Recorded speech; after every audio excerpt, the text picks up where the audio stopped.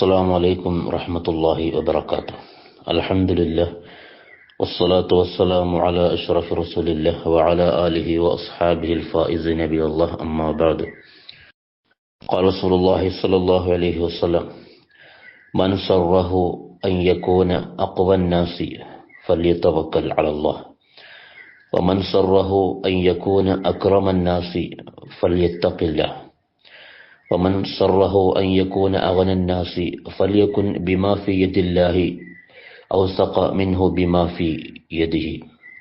മുത്തനബി സല്ലല്ലാഹു അലൈഹി വസല്ലം പറയുകയാണ്: മൻ സറഹു അൻ യകൂന അഖ്വൻ നാസി ഫല്യതവക്കൽ അലല്ലാഹ്.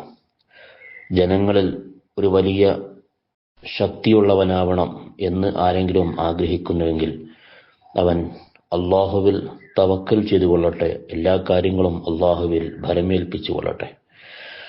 വമൻ സറഹു അൻ യകൂന അക്രമൻ നാസി ഫല്യത്തഖില്ലാഹ്. ജനങ്ങളിൽ ഉന്നതനായിരിക്കണം എന്നാർക്കെങ്കിലും ആഗ്രഹമുണ്ടെങ്കിൽ അവൻ അള്ളാഹുവിനെ സൂക്ഷിച്ചു കൊള്ളട്ടെ, അള്ളാഹുവിന് തഖ്വ ചെയ്തു കൊള്ളട്ടെ.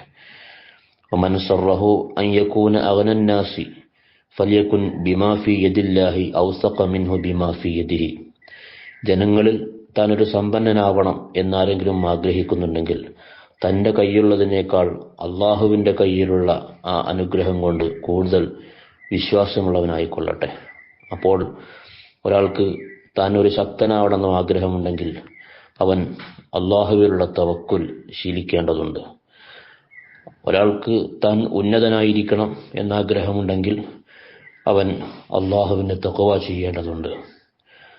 ഒരാൾക്ക് താൻ സമ്പന്നനാവണമെന്ന് ആഗ്രഹമുണ്ടെങ്കിൽ തൻ്റെ കയ്യിലുള്ള വിഭവത്തേക്കാൾ അള്ളാഹുവിൻ്റെ വക്കലുള്ള വിഭവത്തിൽ അവൻ വിശ്വാസ്യത അർപ്പിക്കേണ്ടതുണ്ട് എന്ന് മുത്തനബി സല്ലല്ലാഹു അലൈഹി വസല്ലം ഉപദേശിക്കുന്നു.